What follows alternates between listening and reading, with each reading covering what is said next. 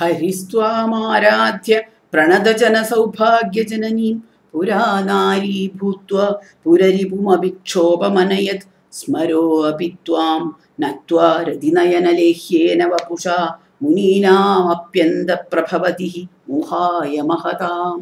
നിന്നെ ആരാധിച്ച ഹരി പണ്ട് നിന്റെ സൗന്ദര്യത്തിൽ ഭ്രമിച്ച് ഒരു നാരിയായി ഭവിച്ചു. പുരരിപുവായ ശിവന്റെ മനക്ഷോഭത്തിന് അങ്ങനെ ഹരി കാരണമായി തീർന്നു. എന്തിനെ ധ്യാനിക്കുന്നുവോ നമ്മൾ അതായിത്തീരും. ദേവിയെ ആരാധിച്ച വിഷ്ണുമോഹിനിയായി തീർന്നത് അങ്ങനെയാണ്.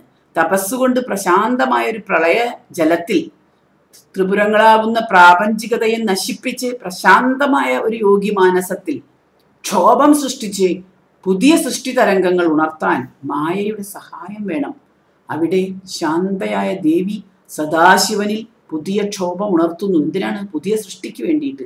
അത് പുതിയൊരു ഐശ്വര്യ സൃഷ്ടി നടത്തുന്നതിനാണ്. സൃഷ്ടി എന്നാൽ സ്ത്രീയാണ്, സൗഭാഗ്യമാണ്. പ്രണതജന സൗഭാഗ്യ ജനനിയാണ് ദേവി. സൃഷ്ടിയുള്ളവളാണ്. ജനനിയാണെങ്കിൽ സൃഷ്ടിയാവണമല്ലോ, വേണമല്ലോ. പ്രണമിക്കുന്ന ജനങ്ങളുടെ സൗഭാഗ്യമാണ് പൂർവ്വപുണ്യാനുഭവങ്ങൾക്കായിട്ടുള്ള പുനർജന്മങ്ങൾ.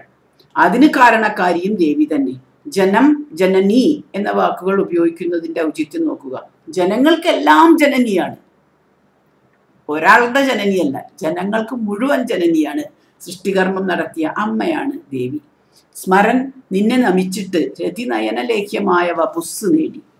ആ വപുസ്സിനാൽ മുനിമാനസങ്ങളെ ചലിപ്പിക്കാൻ സമർത്ഥനായി. അവരുടെ അന്ധക്കരണത്തിൽ മഹത്തായ മോഹമായി അവൻ പ്രഭവിക്കുന്നു. സ്മരൻ, കാമദേവൻ, പ്രപഞ്ച സൃഷ്ടിയിൽ വിഷ്ണുവിനുള്ള സ്ഥാനമാണ് വംശസൃഷ്ടിയിൽ വഹിക്കുന്നത്. സ്മരണ അഥവാ ഓർമ്മയുടെ ദേവനാണ് സ്മരൻ. നിന്നെ നമിച്ചതുകൊണ്ട് ആ ഓർമ്മയ്ക്ക്, ആ സ്മൃതി എന്ന പ്രവൃത്തിക്ക് രതിനയനലേഹ്യമായ ഒരു ശരീരം ലഭിച്ചു എന്ന്. അരൂപിയും അനങ്കനും അശരീരിയുമാണ് ബ്രഹ്മം. അങ്ങനെയുള്ള ബ്രഹ്മത്തിന് മായാരൂപിണിയായ ദേവിയെ നമിച്ചപ്പോഴാണ് മായാരൂപമായ അതിമോഹനമായ ഒരു ശരീരം കിട്ടിയത്. ഓർമ്മകളുടെ ആ മനോജ്ഞ വിഗ്രഹം കവിയുടെ സൂക്ഷ്മദേഹമാണ്. അതിൽ തന്നെ കണ്ണു നട്ടിരിക്കുകയാണ്. അതിൽ തന്നെ മോഹിതനായി പോയ ഓരോ കവിയും. പുനർജന്മസ്മരണയോടുകൂടിയ ഈ പുതിയ ദേഹധാരണം തൻ്റെ പൂർവ്വപുണ്യമാണെന്നും അതിന് കാരണം ഈ പുതിയ ജന്മം നൽകിയ പ്രണതജന സൗഭാഗ്യജനനിയായ അമ്മയാണെന്നും ശങ്കരൻ ഒരു കാലത്തും മറക്കുന്നില്ല. ഒരു കവിയും സാധാരണ മറക്കാറില്ല. കാളിദാസനെ പോലെ, ശങ്കരനെ പോലെ. അവരൊക്കെ കാളിദാസന്മാർ തന്നെയാണ്. എല്ലാവരും ദേവിയെ നമിക്കുന്നവരാണ്. പ്രാപഞ്ചികത്വം പൂർണ്ണമായി അടക്കിയ ബ്രഹ്മജ്ഞാനിയായ തന്നെ പോലുള്ളവരുടെ മുനി മാനസങ്ങളിൽ പോലും മനോജ്ഞ വപുസ്സായ സ്മരണകളുടെ ദേവൻ മഹത്തായ ഒരു മോഹമായി പ്രഭവിക്കുന്ന പ്രക്രിയ കവി അറിയുന്നു. മോഹായ മഹതാം എന്നതുകൊണ്ട് രണ്ടർത്ഥം സാധിക്കുന്നു. സാധാരണ അർത്ഥത്തിൽ കാമനും രതിയും ഒന്നു ചേരുക എന്ന് പറഞ്ഞാൽ സംഭോഗമാണ്. ഇവിടെ സ്മരണയുടെ മനോജ്ഞമായ വിഗ്രഹത്തോടൊന്നായി തന്മയീഭാവം പ്രാപിക്കാനുള്ള രതിയാണ് ഉള്ളിലുണരുന്നത്. ആ രതിയാലാണ് നിഷ്ക്രിയമായ ചിത്തത്തിൽ നിന്ന് വാക്കുകൾ പ്രവഹിക്കുന്നത്. വാക്കുകളുടെ പ്രവാഹം, കാവ്യസൃഷ്ടി, സംഗീത സൃഷ്ടി എന്നൊക്കെ പറയുന്നത് മൈഥുന സൃഷ്ടിയല്ല, സാഹിത്യ സൃഷ്ടിയാണ്. വാക്കുകളുടെ ജനനമാണ്. നമ്മളുടെ വാക്കാണ്. എഴുത്ത്, മാമൊഴിയായാലും വരമൊഴിയായാലും അത് മൈഥുന സൃഷ്ടിയല്ല, അമൈഥുനമാണ് ആ സൃഷ്ടി.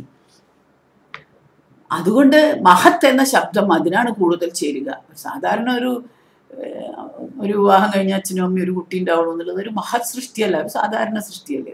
പക്ഷെ ഒരു മഹത്ത് എന്ന് പറയുകയാണെങ്കിൽ ഒരു വാക്യ സൃഷ്ടിയാണ്, കാവ്യ സൃഷ്ടിയാണ്, ഒരു ഗ്രന്ഥ സൃഷ്ടി, അല്ലെങ്കിൽ ഒരു സംഗീത സൃഷ്ടി. അതൊക്കെ മഹത് സൃഷ്ടികളാണ്. അർദ്ധനാരീശ്വര രൂപമാണ് മഹത്തിന് എന്നതുകൊണ്ട് സംഭോഗവും സാധിക്കുന്നു, തന്മയീഭാവവും സാധിക്കുന്നു ഒറ്റയടിക്ക്. അവിടെ ശരീരങ്ങൾ ആവശ്യമില്ല, മാനസികമാണ് സകല ക്രിയകളും. ലോപാമുദ്ര വിദ്യ എന്ന പഞ്ചദശാക്ഷരിയുടെ ആദ്യ കാണ്ഡം ദർശിച്ച ഋഷി വിഷ്ണുവാണ് എന്ന് ജ്ഞാനാർണവ തന്ത്രത്തിൽ കാണാം. ആദ്യത്തെ ശ്ലോകം കൊണ്ട് മുദ്ര കൂടാതെ തന്നെ ദേവി ശരണം നൽകുന്നു എന്ന് പറയുമ്പോൾ ലോപാമുദ്ര എന്ന ഋഷിയെ കൂടി ഇവിടെ ഉദ്ദേശിക്കുന്നു. ലോപാമുദ്രയാകുന്ന മോഹിനിയാൽ അഗസ്ത്യമുനിയുടെ മനസ്സിളകി എന്ന പുരാവൃത്തവും ഓർമ്മയിലെത്തിക്കുന്നവയാണ് ഈ വരികൾ. പഞ്ചദശാക്ഷരിയുടെ മറ്റു 3 കാണ്ഡങ്ങളും ശ്രീം എന്ന ശ്രീ ബീജവും ദർശിച്ച് അതിനെ ഷോഡശാക്ഷരി മന്ത്രമാക്കിയത് സ്മരൻ എന്ന ഋഷിയാണ് എന്ന് കരുതപ്പെടുന്നു. അതായത് കാമദേവൻ. ഷോഡശാക്ഷരിയിലെ 16 നിത്യകൾ 16 കലകളാണ്. ചത്വാര ഈം വിഭൂതി ക്ഷേമയന്ത എന്ന ഋഗ്വേദ മന്ത്രത്തിൽ നിന്നാണ് ശ്രീം എന്നതിലെ ഈംകാരം ഈം എന്നത് വന്നത്. ആ ചത്വാര ഈം വിഭൂതി ബിഭ്രതി ക്ഷേമയന്ത എന്ന ഋഗ്വേദ മന്ത്രത്തിൽ നിന്നാണ്. ചത്വാരത്തിന്റെ ആദ്യ അക്ഷരത്തിൽ നിന്ന് ശ്രീം, അതിൽ ശരിക്കും ആദ്യത്തെ ഉച്ചാരണം ശ്രീം എന്നായിരുന്നില്ല, ച ആണല്ലോ, ചത്വാര എന്നാണല്ലോ, ശ്രീം എന്നായിരുന്നിരിക്കണം. ശ്രീം തമിഴിൽ ഇപ്പോഴും അങ്ങനെ തന്നെയല്ലേ, ചിരു എന്നാണ് പറയാ. അത് ശ്രീദേവി എന്നുള്ളതിന് ചിരുദേവിയാണ് ശരിക്കും. അങ്ങനെ അപ്പൊ ചിരുവാണ് ആദ്യം ഉണ്ടായത്, ശ്രീമാണ് ആദ്യം ഉണ്ടായത്. അത് പിന്നീട് ശ്രീമായി, ഉച്ചാരണ ഭേദം കൊണ്ട് ശ്രീം. അപ്പൊ ശ്രീം ശ്രീം എന്നുള്ളത് ചിരുദേവി തന്നെയാണ് ശ്രീദേവി. അങ്ങനെ കാതിവിദ്യ വിഷ്ണുവിൻ്റെതും ഹാദിവിദ്യ സ്മരൻ്റെതുമായിട്ട് ഗണിക്കപ്പെടുന്നു. അതാണ് ഇവിടെ പറഞ്ഞതിന് മറ്റൊരർത്ഥം. ആ സ്മരൻ എന്ന് പറഞ്ഞതുകൊണ്ട് അവിടെ ഹാദിവിദ്യയെ കുറിച്ച്, നേരത്തെ ആദ്യം പറഞ്ഞത് വിഷ്ണുവിനെ കുറിച്ചാണ്, അത് കാതിവിദ്യ ആയിരുന്നു. ഇതിപ്പോ ഹാദിവിദ്യയാണ്, സ്മരൻ്റെതാണെന്ന്. അച്യുതാനന്ദൻ എന്ന് പറയുന്ന ഭാഷ്യകാരൻ ഈ വരികളെ സാധ്യ സിദ്ധാസന വിദ്യ എന്ന് ഗണിച്ചിട്ടുമുണ്ട്. ധനു പൗഷ്പം മൗർമി മധുകരമയി പഞ്ചവിശിഖ വസന്ത സാമന്തോ മലയമരുതായോധനരഥ തഥാപ്യേക സർവ ഹിമഗിരിസുതേ കാമപി കൃപാമപാങ്കാത്തേ ലബ്ധ്വാ ജഗദിതമനങ്കോ വിജയതേ. അനങ്കനായ ആ സ്മരന്റെ കാമരൂപത്തെയാണ് വർണ്ണിക്കുന്നത്. പുഷ്പധനുസ്, മധുകരമയ്യായ ഞാൻ, പഞ്ചസൂരബാണം, സാമന്തനായിട്ട് വസന്തൻ, മലയമാരുതൻ എന്ന ആയോധന രഥം. പക്ഷെ എന്തിനാണ് ഈ അലങ്കാരങ്ങളും ആയുധങ്ങളും എല്ലാം? നിന്റെ കടക്കണ്ണിലെ കൃപ ഒന്നു മാത്രം മതിയല്ലോ.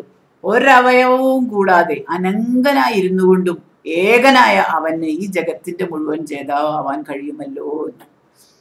മലയമാരുതനും ഹിമഗിരി സുതയും കേരളത്തിലെ മലയാചലത്തെയും ഏറ്റവും മുകളിൽ ഹിമാലയത്തെയും കണ്ട ശങ്കരന്റെ വാക്കുകളിൽ നിന്നാണ് വരുന്നതെന്ന് ഓർക്കണം. കേരളത്തിൽ നിന്ന് മലയാചലത്തിൽ നിന്ന് ഹിമഗിരി സുതയുടെ ആ ഹിമാചലം വരെ യാത്ര ചെയ്ത ശങ്കരന്റെ വാക്കുകളിൽ നിന്നാണ് ഈ രണ്ട് വാക്കുകൾ വരുന്നത്. പുതിയൊരു മാനം അവിടെ നമുക്കതിൽ നിന്ന് ആർജിക്കാനുണ്ട്. ദക്ഷിണവും ഉത്തരവുമായ ഭാരതങ്ങൾക്ക് തമ്മിൽ ഭേദം കാണാത്തൊരു മനസ്സിൽ നിന്ന് വേണം ഇങ്ങനെയുള്ള വാക്കുകൾ വരാൻ. മലയാചലത്തിന്റെ വാസന്ത ഭംഗി മുഴുവൻ അവിടെ ആവിഷ്കരിക്കപ്പെടുന്നു. ധനുസ്സിന്റെ ആകൃതിയിൽ വളഞ്ഞു കിടക്കുന്ന പുഷ്പനിബിഡമായ നമ്മുടെ ഈ ഭൂഭാഗം, മധു തേടി നടക്കുന്ന വണ്ടത്താന്മാരുടെ സംഗീതാലാപം കൊണ്ട് മുഖരിതമായ കടൽ തീരദേശഭൂമിയാകുന്ന ഈ ഞാണ് കേരളം തന്നെ. പഞ്ചജനങ്ങളാകുന്ന 5 വിഭാഗക്കാരുടെ മൊഴിയമ്പുകളാകുന്ന പൂക്കൾ, ഐവർ എന്ന് പറയും അതിനെ. ഈ ഐവരെ കുറിച്ച് മണിമേഖലാ കാവ്യത്തിൽ നിന്ന് മനസ്സിലാക്കണം. പിന്നെ മലയമാരുതൻ എന്ന യുദ്ധരഥത്തിൽ വസന്തൻ എന്ന സാമന്തനോടൊപ്പം ലോകജേതാവായിട്ട് വരുന്ന പ്രകൃതിയുടെ ചക്രവർത്തിയാണ് ഇവിടെ കവിയുടെ കാമദേവനായ സ്മരൻ. മഞ്ഞു മൂടിയ ഹിമാചലത്തിലോ അവൻ എങ്ങനെയാണ് ഇരിക്കുന്നത്? അവിടെ അവൻ അംഗങ്ങളില്ലാത്ത അനങ്കനായിട്ടാണ് ഇരിക്കുന്നത്. ഏകനായി അനങ്കനായിരിക്കുകയാണ്. എന്താണ് എങ്കിലെന്ത്? അവൻ ഏകനായിരുന്നാൽ എന്ത്? ആ ഏകാന്തതയുടെ വിജിഗീഷത്വം, കവി മനസ്സിനെ വിജൃംഭിപ്പിക്കുന്ന വിജിഗീഷത്വമാണ്. ഹിമഗിരി സുതയുടെ ഒറ്റക്കടക്കണ്ണോട്ടം കൊണ്ട് തന്നെ തനിക്ക് അദ്വൈതമായ ബ്രഹ്മാനുഭൂതിയും വിശ്വജിത്ത് എന്ന ബോധവും ജനിപ്പിക്കുന്നു എന്നുള്ള ആ കാവ്യഭാഷയിലുള്ള സുന്ദരമായ വാക്കുകളാണ് അവ ശങ്കരന്റെ. വസന്തം ഹേമന്തം എന്ന ഋതുഭേദങ്ങൾ കൂടാതെ കവിയുടെ ഉള്ളിൽ നിരന്തരം ബ്രഹ്മാനുഭൂതി രസം നിറഞ്ഞു തുളുമ്പുകയാണ്. അത് ദേവിയുടെ കൃപാകടാക്ഷമല്ലാതെ മറ്റെന്താണ്? ശിവന്റെ ജ്ഞാനചക്ഷുസ്സിനാൽ പ്രാപഞ്ചികമായ അംഗഹാരങ്ങളെല്ലാം കരിഞ്ഞുപോയി ചൈതന്യരൂപമായി വിളങ്ങുന്ന അനങ്കനും അശരീരിയുമായ ബ്രഹ്മമാണ് ഇവിടെയും കവിയുടെ പ്രതിപാദ്യ വസ്തു. ക്ലീൻ എന്ന കാമബീജത്താലാണ് ഈ ശ്ലോകം അറിയപ്പെടുന്നത് എന്ന് തന്ത്രകാരന്മാർ പ്രസ്താവിച്ചിട്ടുണ്ട്. അപ്പോൾ ഓരോന്നിൻ്റെയും അർത്ഥങ്ങൾ കൂടി നമ്മളതൊന്ന് മനസ്സിലാക്കണം. പിന്നെ 7ാമത്തെ ശ്ലോകത്തിലേക്ക് നമ്മൾ കടക്കുകയാണ്. ഈ 7ഉം 8ഉം ശ്ലോകങ്ങൾ ഒരുമിച്ച് പറയേണ്ടവയാണ് ശരിക്കും. കാരണം 8ാമത്തത് വളരെ പ്രധാനപ്പെട്ട ഒരു കീലക ശ്ലോകമാണല്ലോ.